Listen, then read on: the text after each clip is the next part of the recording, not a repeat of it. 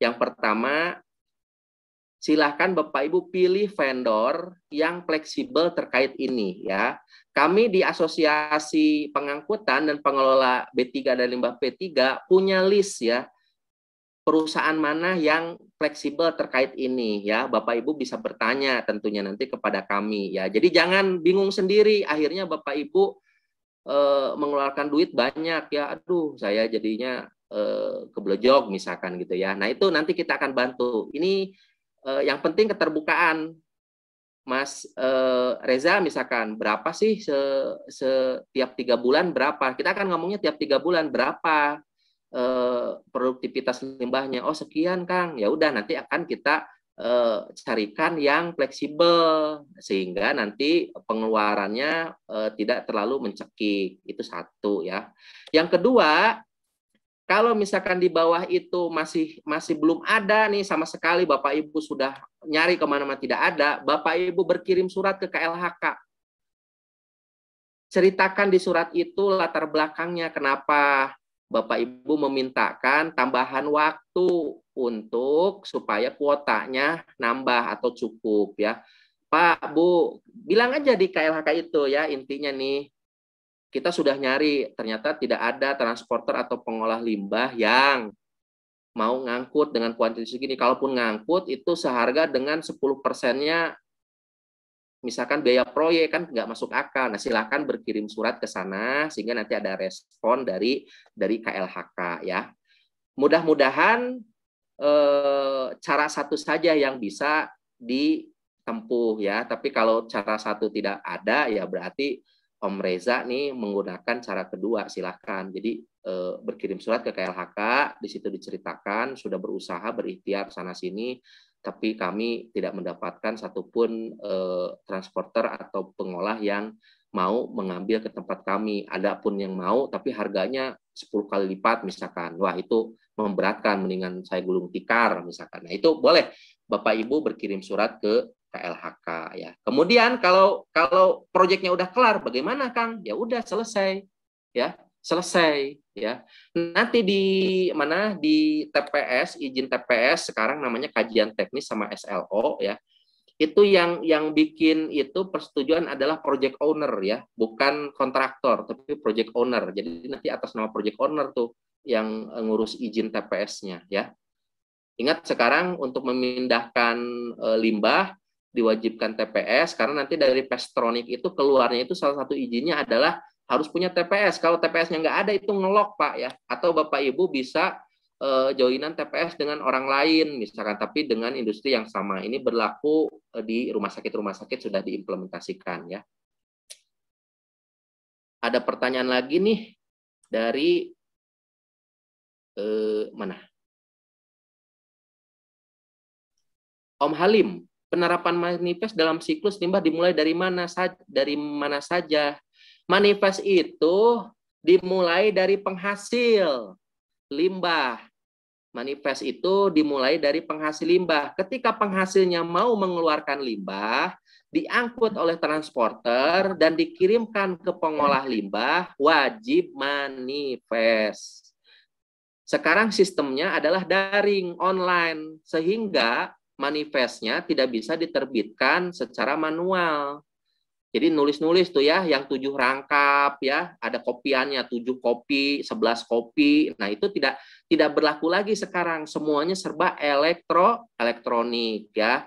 Jadi manifest dimulai dari penghasil ketika akan ngirim ya. Nah, jadwal pengiriman harus disetujui oleh para pihak. Oleh siapa? Oleh transporter dan oleh penerima. Ketika semuanya sudah klik, ya sudah klik, diklik beneran Pak Bu ya, di enter di aplikasinya, semua sudah bertautan, barulah manifest bisa diterbitkan.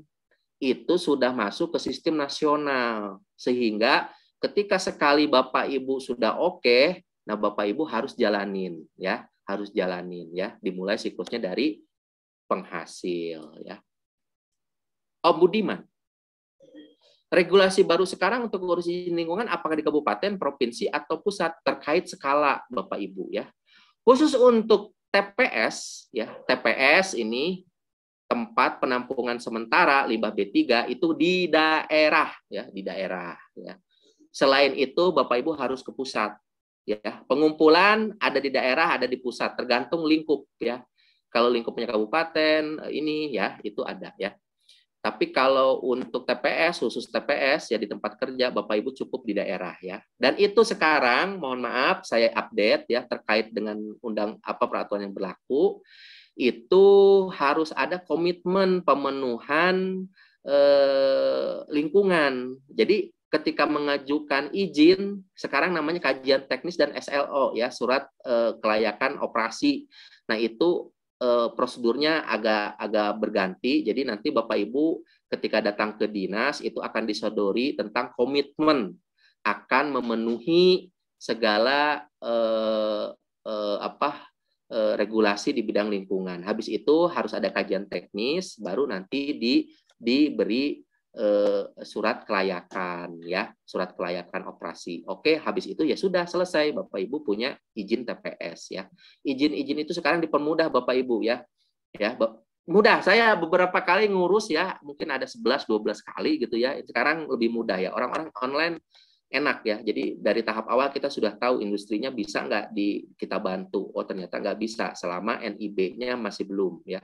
Nanti Bapak Ibu syarat untuk ngurus izin. Nah sekarang selalu ada diminta NIB ya, NIB nomor induk berusaha. Kalau nggak ada NIB-nya Bapak Ibu nggak bisa ngurus izin lingkungan. Apapun ya, apapun terkait dengan LB3, izin TPS, izin pengumpulan, izin pengangkutan, NIB-nya nggak sesuai, Bapak Ibu pasti akan ditolak. Tertolak oleh sistem sekarang ya. Mohon nanti review lagi NIB-nya, kalau memang nanti mau deket-deket ke pengurusan izin lagi, renewal atau perbaruan, silakan perbarui NIB-nya. Karena sekarang di semua daerah ya, NIB akan diminta ya, NIB-nya tolong dilampirkan. Ya. Mas Rahmat, pada sisa galian tambang batu bara terjadi genangan air. Seperti apa perlakuan yang diberikan pada tempat lubang sisa galian tambang? Nah, ini beda ya. Ini namanya AMD ya. Jadi dulu kebetulan saya tugas akhirnya adalah salah satunya adalah mengelola air asam tambang dulu ya, tahun 93. Air asam tambang ini ada di Kalimantan nih. Pada sisa galian tambang terjadi genangan air. Seperti apa perlakuan diberikan pada tempat lubang sisa galian air? Ini ada Pak di peraturannya. Nanti saya akan share ya peraturan apa yang harus dilakukan terkait dengan lubang sisa tambang ya. Kalau kena air hujan bagaimana ya? Apakah dijadiin tempat wisata? Boleh Kang? Lumayan nih airnya jadi bagus, jadi warna hijau. Ternyata dalamnya nikel semua atau bauksit semua ya. Nanti ada saya share ya peraturannya. Tapi yang jelas itu harus dikelola dan itu akan masuk ke dalam AMDAL ketika awal. Jadi di AMDAL itu ada program apa yang harus dilakukan terkait dengan lubang-lubang sisa tambang. Nah itu ada janji Bapak, janji Ibu selaku manajemen di perusahaan tambang itu ada ya. Sisa yang jelas itu harus dikelola. Nanti di akhir acara saya akan share peraturannya dan kajian teknisnya ada ya contohnya. Izin tanya kembali Pak, perihal pembuangan limbah pabrik ternyata berada di area zona kuning, area perumahan, agar limbah tidak ditutup masyarakat dan ditutup pabrik gimana ya Kak? Pusing. Nah, ini terkait dengan pembuangan limbah pabrik ternyata berada di area zona kuning, area perumahan, agar limbah tidak ditutup masyarakat. Nah, ini salah satu kendala kita ya. Mohon maaf, ketika pabrik didirikan itu sekitarnya belum ada rumah. Ya, ibarat gula, semutnya pada nyamperin. Ibarat lampu, laronnya pada nyamperin. Nah, ini kasus satu nih. Pada kasus seperti ini, pada kasus satu, ini perusahaan tidak akan disalahkan ya. Jadi dulunya hutan belantara, dulunya sawah, tiba-tiba makin ke sini ada rumah Mbak Ismi di situ ya, rumah pamannya, rumah uaknya, mendekat ke pabrik karena Mbak Ismi kerjanya di pabrik misalkan dan suaminya. Nah itu kita nggak bisa disalahkan di situ. Ada kasus dua itu terkait dengan aturan. RT RW-nya belum mengatur bahwa di situ tidak boleh ada industri sehingga berbaur. Nah itu Bapak Ibu silahkan mintakan konfirmasi verifikasi ke dinas terkait Om Jakaria ya. Ini kita dibangun tahun segini dulu. Nah, dulu ini begini. Nah, sekarang begini. Kami buang limbah terus. Nah, kasus ketiga 1, 2 itu tolong ya limbahnya selama memenuhi baku mutu dan dibuang secara proper, insya Allah Bapak Ibu ya, jangan takut, masyarakat juga tidak akan klaim, tidak akan komplain ya. Ingat Bapak Ibu, ketika ngurus IPLC ya, itu akan ada Bapak Ibu survei dari masyarakat lingkungan juga. Jadi IPLC itu tidak diam-diam ya Bapak Ibu, kita izin IPLC nih tanpa masyarakatnya tahu gitu ya, kita ada buang limbah. Enggak Bapak Ibu, nanti ada berita acara segala macam ya. Yang jelas Bapak Ibu ketika mengolah limbah ya sesuai dengan aturan. Baku mutu jangan dilampaui ya. Kalau bisa 50% ikutan proper sehingga itu jadi hijau ya. Kalau sesuai berarti hanya biru, naikin levelnya menjadi hijau. Misalkan 50% baku mutu kan hijau ya. Nah, itu tolong dilakukan. Di pasal 49 wajib pengurangan limbah. Bagaimana Pak kalau limbah ini nggak bisa dikurangin? Ya nggak apa-apa, nggak usah. Ya, tetapi programnya ada, di state aja di situ di SOP IAEDL dikurangi. Pelaksanaannya tidak bisa, Bapak Ibu ada review ya. Ini mohon maaf terkesan lip service, tetapi bagaimanapun itu harus dicantumkan ya. Karena ini regulasi ya. Pasal 49 wajib pengurangan limbah. Bagaimana Pak kalau limbah ini tidak bisa dikurangin? Ya silahkan. Yang paling gampang ya, yang paling gampang adalah Bapak Ibu mengurangi reject ya, produk gagal. Jangan sampai ngulang-ngulang. Kegiatan R&D dilakukan secara efisien ya. Beneran nih. Biasanya limbah R&D di pabrik farmasi banyak. Ya. Biasanya kalau di pabrik biasa itu limbah begituan dari hasil rejekan. Proses yang tidak sempurna akhirnya dibuang ya. Kalau mencegah reject kan berarti secara tidak langsung juga mengurangi timbulan limbah. Nah, Om Romansa, Ad Romansa silahkan masukkan dengan cara memperkecil produk reject ya. Di situ bisa Bapak Ibu masukkan ke dalam program pengurangan limbah ya. Jangan sampai kosong ya. Jangan sampai kosong karena di ISO itu diminta. Karena itu minta regulasi. Ada lagi. Untuk izin TPS limbah B3 dan manifest, apakah ada kemudahan dalam pengurusan izinnya berdasarkan aturan yang baru? Justru sangat mudah, Pak, ya, sangat mudah. Bapak Ibu nggak usah pakai konsultan, walaupun di beberapa tempat konsultan masih tetap dipakai karena kesibukan, itu bukan karena tidak tahu ya, karena kesibukan aja ya. Bapak Ibu sekarang online masukin ya. Kalau di DKI ya, di DKI lebih enak ya, di DKI itu lebih enak. Bapak Ibu masukin online semua dokumen, dari situ dia akan menilai dulu di initial review itu dia akan dinilai. Ini bisa nggak diproses? Kalau nggak bisa, itu akan dikasih tahu alasan kenapa tidak bisa diproses. Kayak tadi misalkan, ada gedung, ya operator gedungnya itu diminta untuk mengelola limbah B3 dari hasil apa? Dari hasil kegiatan maintenance mobil, ya. Maintenance mobil. Nah, ternyata Bapak Ibu, area gedung yang dimaksud itu berada di zona P1. Jadi kalau di Jakarta, kalau area gedungnya berada di zona P1, udah nggak bisa diapa-apain tuh ya, karena itu tempat perkantoran khusus pemerintah. Nah, ternyata ada gedung yang dikomersilkan di situ. Nah, itu sehingga ditolak. Langsung pada tahap awal langsung ditolak. Terus apa yang harus dilakukan? Itu Bapak Ibu harus mengajukan surat permohonan tersendiri kepada Menteri BUMN, tapi lebih enak ya, lebih transparan saya pikir. Bagi pengusaha ya, bagi pengusaha transparansi itu penting dan kepastian itu penting ya. Misalkan 45 hari ya sudah, kita nunggu 45 hari. Jangan sampai nanti izin itu berlarut-larut ya, bisa 60, bisa 90 sampai bertahun-tahun yang nggak beres-beres. Nah, itu yang tidak kita harapkan. Kan kalau sisa produksi berupa asap pembakaran semisal kilang minyak, aduh. Kalau asap mah itu bukan limbah B3 ya, itu nanti masuknya ke PPU ya, pengendalian pencemaran udara ya. Di situ di asap itu harus punya program pengendalian pencemaran udara. Itu berupa instrumen, berupa fasilitas, misalkan filter. Misal berupa fasilitas apalagi, misalkan pelarutan. Di situ harus ada ya scrubbing, misalkan ya scrubbing. Nah, itu harus ada ya, tapi tidak termasuk dalam lingkup limbah B3. Kacau dong kalau nanti asap knalpot jadi limbah B3. Wah, nggak visible ya. Jadi aturan diatur juga dengan kaidah logika masuk akal dan visible di lapangan ya. Kilang minyak pembakarannya bukan limbah B3, tetapi itu ada sistem pengontrolan ya, pengelolaan limbah pencemaran udara itu harus ada. Dia harus mempunyai alat pengontrol. Biasanya di situ harus ada scrubbing, kemudian harus ada peralatan lain untuk memonitor itu. Oke, kita akan lanjutkan lagi. Kita akan lanjutkan lagi ke slide berikutnya.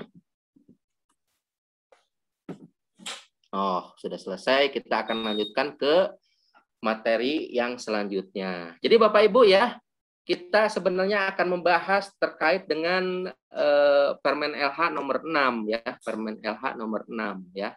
Tadi sudah saya kasih di kolom chat ya. Nah, ini ya, saya sudah dapat izin dari KLHK untuk menyebarluaskan ini ya. Jadi terkait dengan persyaratan tata cara dan persyaratan pengelolaan limbah B3 ya. Ini tadi udah ya. Ini udah. Penetapan status limbah B3. Nah, Pak Bu ya, tadi kalau di WA grup ya, kemarin ada pertanyaan, Kang, bisa nggak dikeluarkan dari list limbah B3? Bisa ya. Tentunya dengan tata cara dan persyaratan yang sudah diatur di Permen LH nomor 6 ya. Jadi boleh Bapak Ibu ya, turun kelas boleh atau bisa dikecualikan boleh ya. Ini saya beberapa kali membantu instansi untuk mengkaji apakah limbah ini bisa dikecualikan atau tidak ya. Sudah berhasil nih tiga limbah kita bisa dapat notifikasi dari KLHK untuk kita manfaatkan sendiri ya. Oke Bapak Ibu, jadi penetapan status limbah B3 itu dilakukan terhadap limbah B3 dari sumber spesifik ya, untuk dikecualikan. Jadi kalau misalkan gini ya, PLTU sekarang sudah bernapas lega, kemudian smelter sudah bernapas lega karena beberapa limbah yang timbulannya banyak ya, tadi disebutkan faba ya, fly ash bottom ash sudah dikeluarkan, kemudian slag nikel ya itu juga sudah dikeluarkan. Bapak Ibu ya, saya pernah ke Morowali ya. Bapak Ibu kalau lihat dulu nih ngenes lihatnya ya. Jadi kita dari udara itu ngelihat stok filenya slag nikel itu sejauh mata memandang ya. Itu slag nikel semua ya, udah kayak stok filenya batu bara ya. Kemudian kalau ke Papua ya, tailingnya itu sejauh mata memandang ya. Jadi sekarang sudah dikecualikan, alhamdulillah ya. Jadi ada jangan putus harapan, tetapi memang diperlukan kesabaran ya, kesabaran karena prosedurnya agak panjang nih di sini. Kalau mau kita minta limbah B3 kita dikecualikan. Nah, tadi sudah saya singgung ya, limbah kategori 1 akut, kategori 2 kronis ya. Kalau ketemu kode limbahnya A, berarti kategori 1. Ketemu kode limbahnya B, ya huruf awalnya B, berarti itu kategori 2 kronis ya. Nah, ini limbah B3 berdasar sumbernya terbagi menjadi 3 ya. Dari sumber tidak spesifik, dari sumber yang spesifik. Sumber tidak spesifik itu ya dari mana aja boleh, limbahnya itu munculnya seperti itu. Misal, yang paling gampang adalah limbah terkontaminasi B3. Gampang ya itu ya, limbah terkontaminasi B3 ya. A108D. Saya hafal banget itu ya. Jadi produsen-produsen yang berkesulitan biasanya ini kode limbah sapu jagat.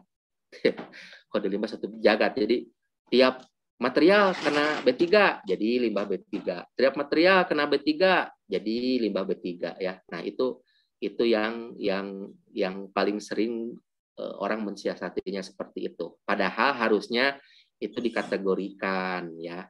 Siapa yang menentukan ini? Satu, tabel. Permen LHK ini menentukan. Yang kedua, deklarasi Bapak Ibu ya. Bapak Ibu menentukan sendiri selaku produsen atau penghasil. Limbah yang saya keluarkan ini kategorinya ini, kode limbahnya ini. Nah, gitu ya. Atau limbah B3 dari bahan kimia, kadaluarsa, tumpahan, bekas kemasan, atau buangan produk yang tidak memenuhi spesifikasi. Salah satunya yang banyak terjadi sekarang adalah sisa masker. Ya, masker di masa pandemi ya, dari fasilitas pelayanan kesehatan ya, dari kita sendiri. Isolasi mandiri di rumah, ayo maskernya dikemanain. Ya. Ayo, maskernya dikemanain. Saya yakin tidak semuanya dikelola dengan proper ya. Ingat, meledak ya di zaman pandemi, limbah B3 medis meledak ya, karena timbulannya itu melebihi bayi lahir ya. Kebayang Bapak Ibu 600% ya timbulan sampahnya naiknya ya, timbulan limbah B3-nya ya, di masa pandemi, kebayang ya. Nah, ini tata cara penetapan, ini sudah common aja. Limbah, lihat di tabel. Tabel berapa, Kang? Tabel 1, 2, 3, dan 4. Lampiran 9, permen LH nomor 6. Ya. Jika ada, berarti limbah B3. Jika tidak ada, maka non-limbah B3. Ya. Apakah limbahnya memiliki kategori bahaya 1? Ya, berarti limbah kategori 1. Kalau nggak ada, berarti limbah kategori 2. Enak ya, gitu ya? Nah, nanti dilihat. Yang paling enak, lihatlah kode limbahnya. Kalau kode limbahnya A, ya, tadi kategori 1. Kalau kode limbahnya B, kategori 2. Kategori 1 pada proses pengangkutan tidak boleh diangkut dengan bak terbuka. Ingat, transporter harus paham ini ya. Penghasil Bapak Ibu selaku HSE ketika mau ngirim limbah, ketika limbahnya kategori 1 atau kode limbahnya A, huruf depannya A, datang truk bak terbuka, tidak boleh ya, tolak. Minta transporter mendatangkan truk dengan bak tertutup. Ya, ingat ini ya. Penghasil minta transporter mengirim truk tertutup. Baknya untuk ngangkutnya itu khusus kategori 1. Untuk kategori 2 boleh dengan bak terbuka ya. Caranya yaitu tadi, lihat kode limbahnya A, berarti harus tertutup, misalkan wing box atau kontainer ya, atau truk tangki ya. Kalau dump truk itu termasuk terbuka, tidak boleh kategori 1 diangkut melalui dump truk ya. Nanti ketahuan itu biasanya Bapak Ibu pada sistem Pestronik itu terdeteksi ya, karena nanti yang akan dikirim kendaraannya apa, itu kan terregistrasi di KLHK, itu jenisnya apa, mau ngangkut kategori 1 yang dikirimnya dump truk misalkan. Nah itu biasanya akan terhambat tuh, nggak bisa ngeluarin Pestronik, nggak bisa ngeluarin manifest ya. Khusus untuk orang Enviro, khusus untuk orang HSE di lapangan, tolong ini dicermati, jangan sampai transporter datang dengan menggunakan truk bak terbuka, dia ngangkut limbah kategori 1 ya, tidak boleh. Ingat Bapak Ibu, kita selaku penghasil, pengirim, ketika ada kejadian laka kecelakaan lalu lintas yang menumpahkan limbah B3, kita akan ikut ditanya ya. Lah, Bapaknya kan yang ngirim. Kok Bapak nggak monitor harusnya pakai truk bak tertutup, kok ini bak terbuka sehingga limbahnya tumpah ke jalan. Harusnya kan nggak begitu, Pak. Nah, siapa tuh nanti yang diperiksa polisi? Bapak Ibu juga kena ya, transporter kena ya. Nah, itu tolong. Ya. Mohon ya Bapak Ibu ya, mulai sekarang cermat ya. Cek dan recheck ya.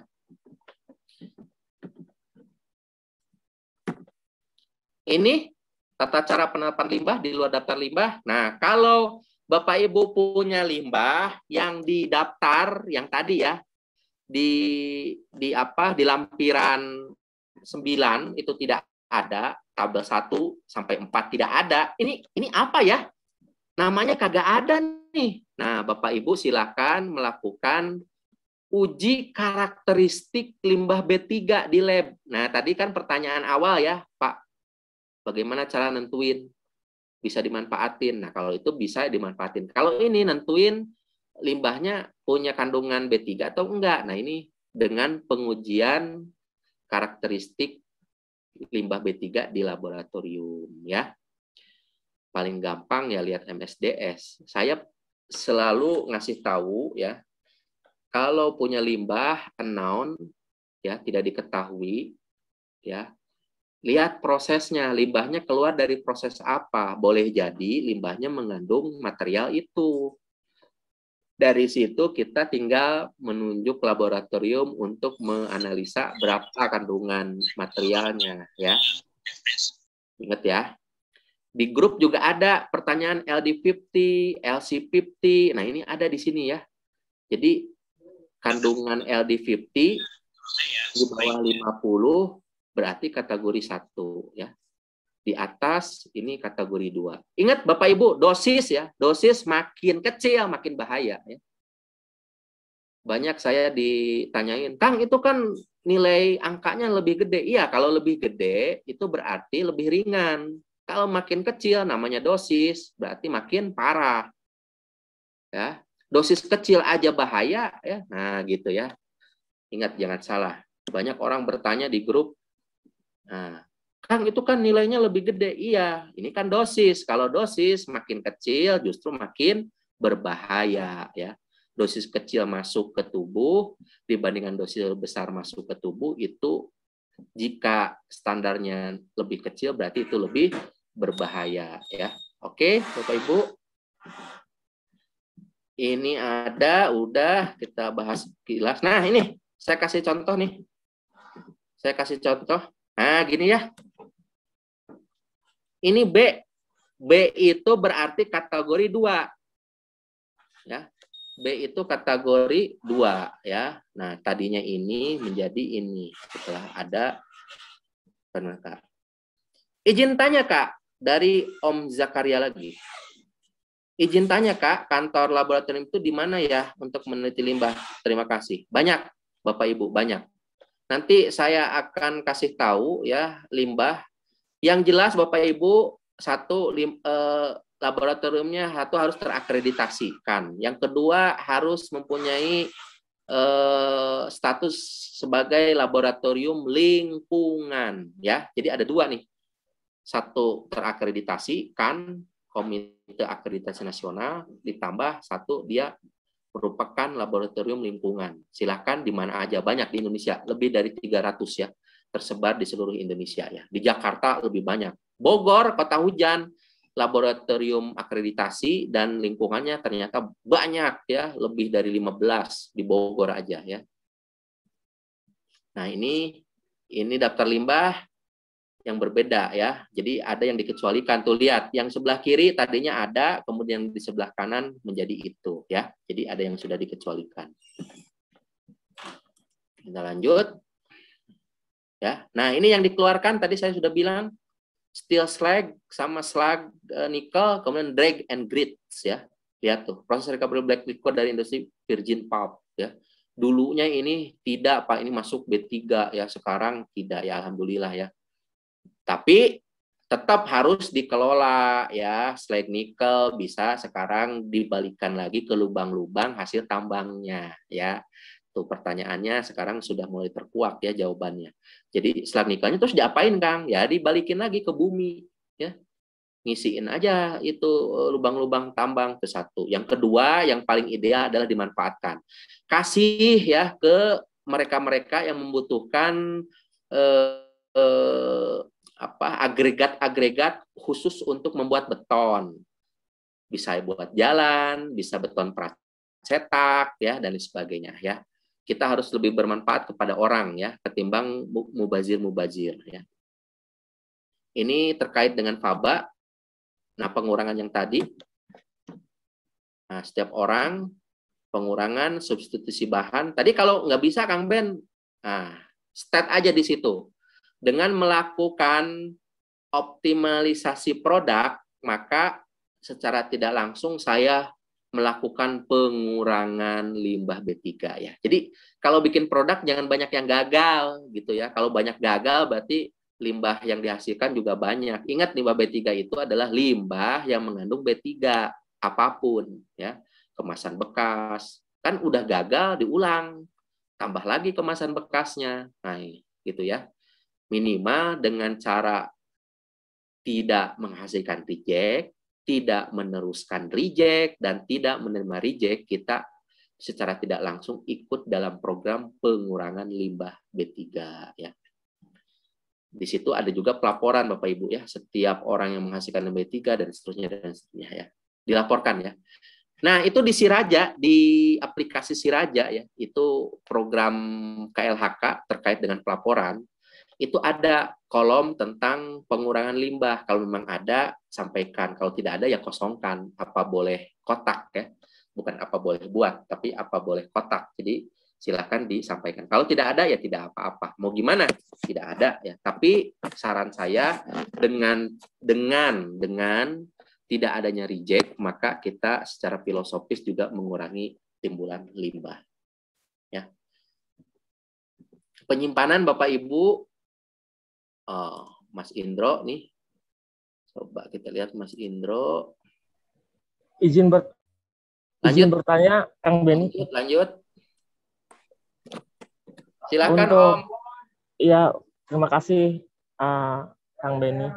Untuk kategori pengolahan WWTP ada selat IPAL. Nah, itu pertanyaannya, apakah tadi belum ada pembahasan ya, maksudnya apakah itu termasuk B3 atau non B3? Terima kasih, Kang Beni. Ya, di peraturan PP 22 dan Permen LH ini jelas-jelas disebutkan selat hasil IPAL adalah limbah B3. Kalau Bapak Ibu mau banding, silahkan ikuti prosedur tadi ya. Ya, baik. Ajuin data ya, kandungannya sebenarnya tidak berbahaya. Toh yang dipres di selat itu adalah ini. Tetapi ingat, biasanya KLHK akan menilai proses apa, Pak? Oh, ini proses ini, Bu. Proses pulp ya, pengolahan kertas. Anjay, pengolahan kertas itu menggunakan B3. Bisa berupa klor ya dari proses bleaching ya, bisa berupa NaOH dari kaustiknya. Nah, ternyata nggak bisa. Nah, kalau nggak bisa ya sudah, nggak usah. Kalau memang nggak bisa, Om Jimmy, saya usulkan dimanfaatin deh ya. Kalau dimanfaatin itu bisa ya, bisa dan tata caranya itu lebih enak dan orang regulator akan lebih seneng. Oh, ini dimanfaatin, lebih bagus nih ketimbang dimusnahkan. Yuk manfaatin, gitu Pak. Jadi semangatnya mereka ada ya. Beberapa kali saya ikutan bantuin itu ya dalam rangka pemanfaatan, itu enak. Kita tuh kerangkanya itu dalam rangka sirkular ekonomi. Limbah di sana nggak dipakai, di sini bisa dipakai. Di sana dibuang, di sini diambil. Akhirnya bisa bermanfaat ya. Chandra, saya nyebutin PT yang bagus lah di Cilegon ya. Chandra Asri, Pak. Itu bikin aspal dari plastik. Ya, produk-produk reject ya sebagainya itu kan Chandra Asri bikin biji plastik ya. Nah, itu jadi aspal. Di komplek-komplek jalan perumahannya ya, di beberapa tempat itu berhasil diwujudkan dalam berupa aspal. Gila ya. Nah, gila dalam artian wow gitu ya, Masya Allah ya. Nah, ini bagus. Nah, saya sarankan Om Jimmy kalau tidak bisa disetujui ya, silahkan Om Jimmy melipir ya strategi lain dengan judul memanfaatkan. Ya, memanfaatkan itu ingat tidak harus menjadi zat itu lagi, tetapi bisa dalam bentuk lain atau Bapak Ibu ngomongnya di recovery diambil bahan yang masih bisa dipakai. Nah, inilah yang berlaku pada limbah-limbah B3 elektronik. Handphone bekas, monitor bekas, komputer bekas, ya. Nah, itu prinsip pengelolaan limbahnya adalah dengan cara recovery, dimanfaatkan, diambil logam-logam beratnya. Ya, nah itu dimanfaatkan, circular ekonomi namanya. Oke? Mau tanya Pak sedikit lagi. Itu rata-rata IPAL itu buat apa? Apakah buat pupuk tanaman? Apakah buat pupuk cair? Apakah sebagai pembakar insenerator atau bagaimana Pak yang sudah berjalan di beberapa industri? Terima kasih. Ya, IPAL namanya IPAL ya, instalasi pengolahan air limbah. Setiap air limbah yang keluar dari tempat kerja Bapak Ibu itu harus diolah. Diolahnya di mana? Ya di IPAL. IPAL ini terbagi dua, ada IPAL industri, ada IPAL domestik. Khusus untuk IPAL domestik itu bukan kategori B3. Tapi kalau IPAL-nya industri itu kategori limbah B3 nanti selatnya. Air yang keluar itu dibuang ke lingkungan. Nah, izinnya namanya IPLC. Nah, IPLC ini mau domestik, mau industri, ini harus ada IPLC-nya, ya. Jadi, misalkan rumah sakit, pasti ada air buangan. Olah di mana? Di IPA. Tempat Om Jimmy nih, misalkan ngolah limbah B3. Nah, TPS, ingat TPS juga harus ada IPA-nya di beberapa tempat, ya. Sesuai dengan permen ini harus ada. Makanya nanti di lampiran penyimpanan, di lampiran 7, 8, dan 9, itu salah satunya ada baku mutu IPAL untuk TPS. Kang Ben, ada IPAL untuk TPS? Ada ya, ada. Oke. Satu lagi boleh? Boleh, boleh. Ini masalah limbah domestik dari kantin itu sama menuju WWTP, menuju IPAL bersama dengan limbah industri. Itu bagaimana? Tidak boleh. Oh, tidak boleh. Ya. Tidak boleh limbah industri digabungkan dengan limbah domestik karena itu dianggap pengenceran. Oh, iya. Baik. Di aturan air limbah tidak boleh diencerkan baik oleh air hujan maupun oleh air limbah domestik. Jadi nanti di perusahaan-perusahaan yang proper, ini kita pakai kata proper, IPAL industri dari proses produksi dan lain sebagainya itu dibedakan dengan IPAL proses domestik. Kebayang ya, hasil mandi orang, hasil kantin, hasil cuci piring digabungin dengan limbah industri. Saya katakan itu tidak boleh karena itu dianggap sebagai pengenceran dan pengenceran dilarang dalam regulasi manapun, ya. Ada industri yang air ininya saluran air limbahnya sengaja dibuka, ya. Jadi sepanjang air itu akhirnya air hujan nyampur, itu nggak boleh, Pak. Ya. Iya. Baik. Terima kasih. Oke, sip. Ada lagi yang lain, Bapak Ibu? Seru ya kalau ngebahas limbah B3 ya, ternyata gini, ternyata begitu ya. Oke, ini terkait penyimpanan Bapak Ibu, ini salah satu hal yang krusial di penyimpanan ya. Standar penyimpanan, ingat standar penyimpanan harus di tempat tertutup mayoritas ya. Penyimpanan dilarang melakukan penyimpanan di bawah tanah. Di beberapa industri dulu di wilayah Indonesia Barat, paling barat itu saya menemukan ada bunker ya. Jadi limbahnya ditaruh di bawah itu ya, di bangunan-bangunan di bawah tanah. Nah, ketika kita survei, kita kasih tahu ya ke ownernya, ke manajemennya, Pak, Bu, ini penyimpanan limbah B3 di bawah tanah, artinya di bunker Bapak Ibu, ini menyalahi aturan. Ya, kami menyarankan silakan dibawa dinaikkan ke atas. Itu tidak boleh ya Bapak Ibu ya, bunkering tidak boleh ya. Jadi di bawah tanah tidak boleh ya. Kang, itu yang Yang SPBU gimana? Tangkinya di bawah tanah. Beda lagi itu mah ya. Itu tangki timbun untuk B3, belum limbah. Kalau limbahnya, nah itu nggak boleh ya. Kolam-kolam gimana, Kang? Kolam-kolam. Kalau kolam-kolam boleh. Tapi kalau kolamnya tertutup, itu tidak boleh, dianggap itu bank kering. Itu tidak boleh ya.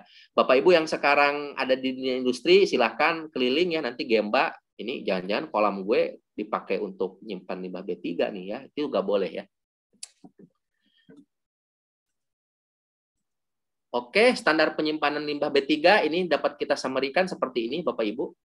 Ya, nomor 1, limbah B3 yang disimpan harus terlindung dari hujan dan tertutup ya. Ingat sekarang musim hujan, jadi harus ada atapnya. Kalau tidak ada atapnya, biasanya di izin TPS tidak dikeluarkan karena menyalahi desain. Yang kedua, memiliki lantai kedap air. Jadi kalau ada tetesan air dari atas namanya kedap, tidak diteruskan ya. Berarti airnya bisa tergenang di situ ya. Nanti biasanya orang BLH atau DLHK itu akan untuk mengetes ini akan mengguyur ya, membasahkan atau menumpahkan air di lantai TPS Bapak Ibu. Tiba-tiba hilang, meresap, berarti tidak kedap air. Biasanya tesnya seperti itu. Nomor 3, dilengkapi dengan simbol dan label. Tadi simbolnya ada 9. Label B3-nya biasanya berwarna kuning. Nanti ada di lampiran ini ya. Nah, Kang, simbolnya ada di mana, Kang? Ada di kemasan, ya. Simbol dan label itu ada di kemasan, ya. Di TPS gimana, Kang? Wajib enggak? Nah, itu TPS itu hanya untuk peringatan bahaya. Ini hubungannya dengan HIRA, ya. Kalau ditaruh di TPS, ya. Jadi ruangan TPS-nya itu penuh dengan simbol. Saya bilang bagus, cuma tidak tepat. Ya, yang paling tepat ada di kemasan. Misal kemasannya drum, ya berarti di drum. Ya, simbol dan labelnya. Nomor 4, limbah B3 dikemas dengan menggunakan kemasan dari bahan logam atau plastik. Nah, di sini berlaku aturan compatibility bahan atau kompatibilitas bahan.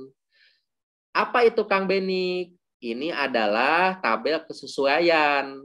Apakah bahan ini boleh enggak bersentuhan dengan material lain. Nah, itu kompatibel. Ingat, dalam jodoh juga harus kompatibel ya, Mbak Ismi ya. Nah, nyari jodoh harus kompatibel. Kalau tidak kompatibel, nanti gimana mau menyusun rumah tangga? Nah, sama dengan limbah B3 ya. Kemasan itu harus kompatibel, boleh bersentuhan atau boleh bercampur ya. Kang, emang ada yang nggak boleh pakai logam? Banyak ya. Apa contohnya? Limbah korosif. Limbah B3 korosif itu tidak boleh dikemas dalam logam, drum. Ya. Kita paling banyak melihat drum-drum bekas pelumas ya di lingkungan ini ya, yang 200 liter. Nah, tipe tutupnya ada 2, tutup lebar dengan tutup sempit. Tutup sempit itu yang segede gelas ya. Tapi kalau tutup lebar itu artinya bisa dibuka bagian atasnya, kemudian ada klemnya. Nah, itu tutup lebar ya. Nah, jadi material-material limbah B3 korosif tidak boleh dikemas dengan logam. Boleh pakai kaca enggak, Kang? Di beberapa tempat diperbolehkan, tapi di sini hanya dari logam atau plastik ya. Kang, kalau sisa laboratorium dengan barang dengan botol-botolnya kan itu dari gelas semua. Nah, itu boleh.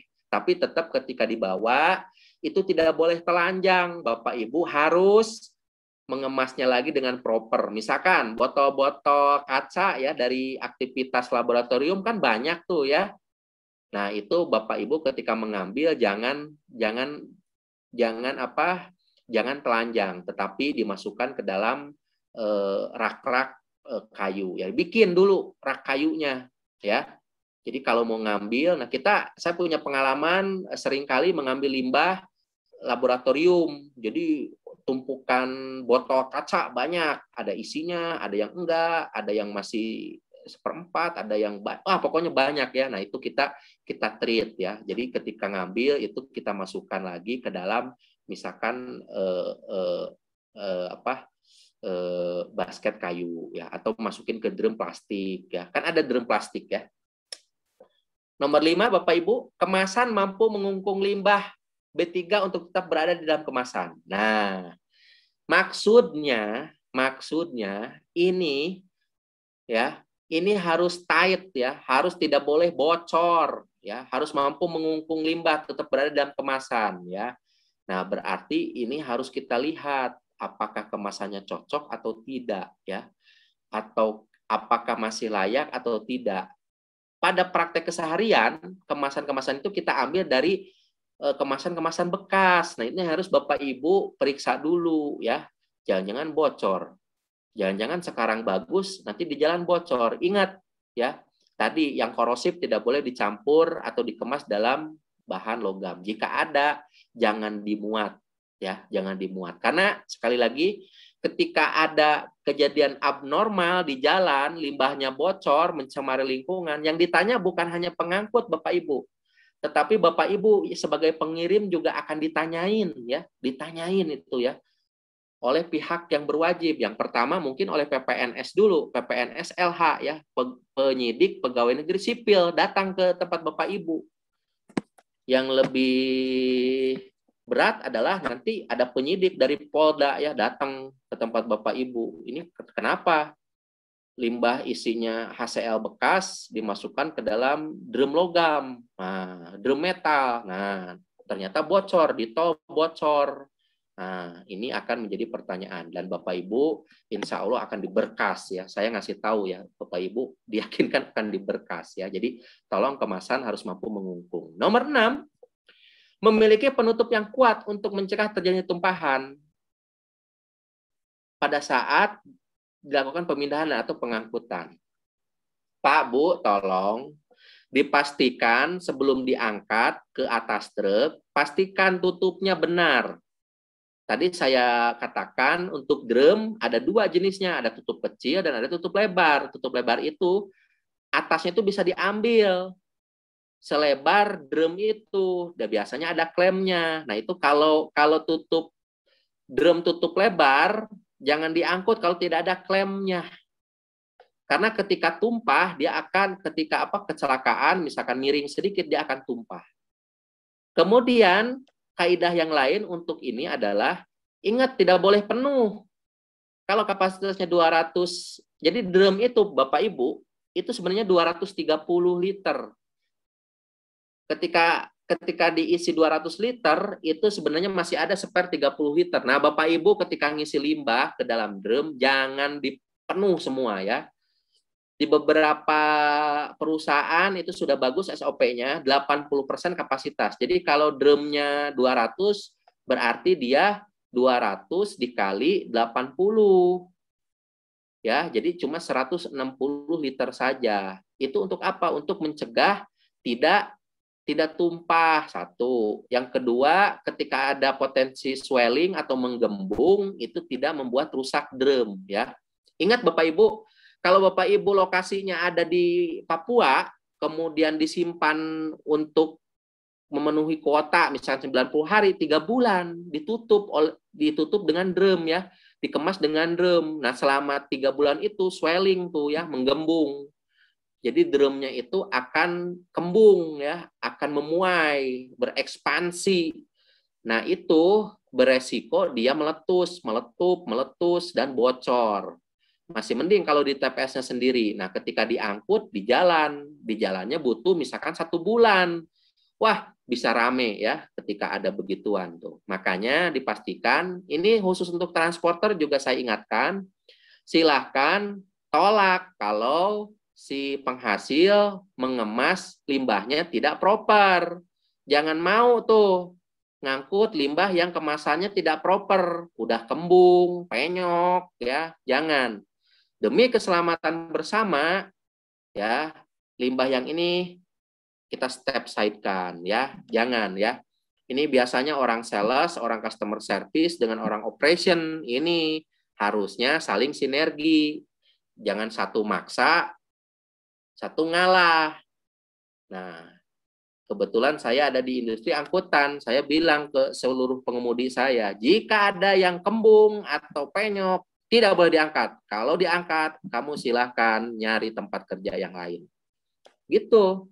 Ya, jadi harus tegas. Kalau enggak nanti ditolerir sekarang, besok minta lagi. Sekarang ada 1 drum, besok bisa minta 1000 drum diangkut dengan kondisi yang tidak proper, ya. Jadi harus memastikan kita saling jaga ya, walaupun kita bisnisnya adalah bisnis mengelola limbah B3 ya. Ingat, bisnis limbah B3 dan B3 itu adalah bisnis ketaatan, compliant bisnis ya. Jadi kalau nggak taat, resiko. Saya gemuk begini karena ya gitulah ya. Saya tidur nyenyak ya, tidak mikirin wah itu ngangkut limbahnya nggak proper. Enggak, saya pastikan semua harus proper. Kalau enggak nanti saya dipanggil, yang ngirim dipanggil, yang nerima dipanggil, pengelola jalan tol dipanggil, ya, diberkas. Wah, kalau udah begitu namanya mendunia dalam konotasi negatif. Wah, udah ya. Ingat, reputasi di zaman sekarang adalah utama ya. Jangan ya. Oke. Ada yang mau tanya terkait standar penyimpanan limbah, Bapak Ibu? Ini kemasan ya. Kemasan nih. Kemasan. Nah, sekarang ngomongin tentang ininya, apa namanya? Lokasinya ya. Nah, ini. Bangunan kategori 1, yes, harus ada di bangunan semua ya.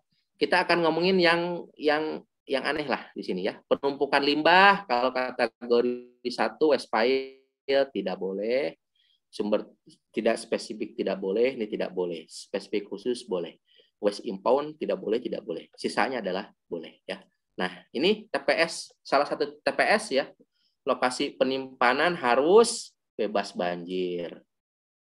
Tidak rawan bencana alam, dapat direkayasa dengan teknologi untuk pengembangan. Oh, ini biasa ya, berada dalam penguasaan setiap orang yang melaksanakan kategori 3. Nah, Pak, TPS itu harus berada di area penguasaannya ya. Jangan mendirikan TPS di lahan orang. Ya. Ini saya ada 2-3 perusahaan yang begitu. Dia nggak ngeh bahwa lahannya itu udah lahan milik orang, separuh ya. Tempat parkirnya kalau orang truk-truknya itu begitu. Jadi begini Pak ya, ini termasuk untuk loading unloading ya. Jangan sampai nanti loading unloadingnya itu menggunakan area orang lain. Karena sangat terbatas TPS-nya dibikin, tapi kalau loading pinjem area tetangga sebelahnya. Jadi dia pintunya itu ada di area tetangga sebelahnya gitu ya. Jadi masuk dari area dia, ngeluarinnya di area orang lain gitu. Karena keterbatasan tempat lokasi. Nah, itu tidak diperbolehkan ya. Lebih baik Bapak Ibu mendesain TPS sekaligus dengan kapasitas pengangkutannya, sekaligus dengan kapasitas pengiriman. Jadi bikin TPS itu Bapak Ibu selain desain ya, kapasitasnya juga harus Bapak Ibu rancang dari sekarang. Saya itu nanti ya ketika TPS-nya jalan, saya akan mengeluarkan sebulan 4 kali. Kalau ini sudah ditetapkan di awal, Bapak Ibu enak. TPS-nya tidak akan kegedean atau tidak akan kekecilan. Karena salah satu syarat TPS ya, ketika pengurusan izin ya, Bapak Ibu sudah harus punya MOU dengan transporter atau penerima limbah. Nah, dari situ Bapak Ibu bisa berdiskusi dulu dengan pengangkut dan pengolah. Limbah saya itu sehari sekian, sebulan sekian, 3 bulan sekian. Kalau nunggu kalian datang sebulan sekali, bonyok. Silahkan Bapak Ibu datangnya sebulan 4 kali. Nah, dari situlah kita bisa mendesain TPS sesuai kapasitas ya. Tidak overspec, tidak underspec ya. Nah, waktu penyimpanan. Nah, tadi ada yang bertanya ya, waktu penyimpanan. Lihat di sini, waktu penyimpanan. Limbah B3 yang disimpan. Ada 50 kg per hari atau lebih. Waktu penyimpanannya 90 hari sejak limbah dihasilkan. Yang dimaksud dihasilkan adalah dipindahkan dari ruang produksi ke TPS. Jadi, ketika limbahnya berpindah dari ruang produksi, dari pabrik ke TPS, Bapak Ibu, disitulah Bapak Ibu sudah mencatat bahwa limbahnya sudah masuk ke TPS. Disitulah waktu penyimpanan dimulai. Jadi argo taksi nyimpennya itu di situ sudah mulai itu ya. Berarti boleh dong kan nyimpen limbah B3 di area produksi dulu. Saya tidak menyarankan, tetapi kalau itu Bapak mau lakukan, saya tidak bisa melarang ya. Karena boleh jadi ada keterbatasan di TPS tadi ya, silahkan ya. Tapi nanti Bapak Ibu akan ketahuan di neraca limbah ya. Neraca limbahnya kan dilaporkan tuh melalui Pestronik. Nah, itu akan terlihat Bapak Ibu ada yang janggal. Biasanya KLHK akan kirim notis ke Bapak Ibu kalau ada yang janggal begini. Lu apain tuh limbah? Lu simpen di mana dulu? Kok nggak di TPS? Tiba-tiba dalam 3 hari nambahnya misalkan 10 ton. Nah, jadi ketahuan nanti ya. Ketahuan ya. Nah, ini terkait dengan waktu simpan ya. Ada yang ditanyakan terkait waktu simpan Bapak Ibu? Ingat, lihat kategori 1. Kategori 1 itu kode limbahnya A. Kategori 2 kode limbahnya B ya. Nah, bagi yang bergerak di industri pengolahan limbah, silakan Om Romansyah lagi. Monggo.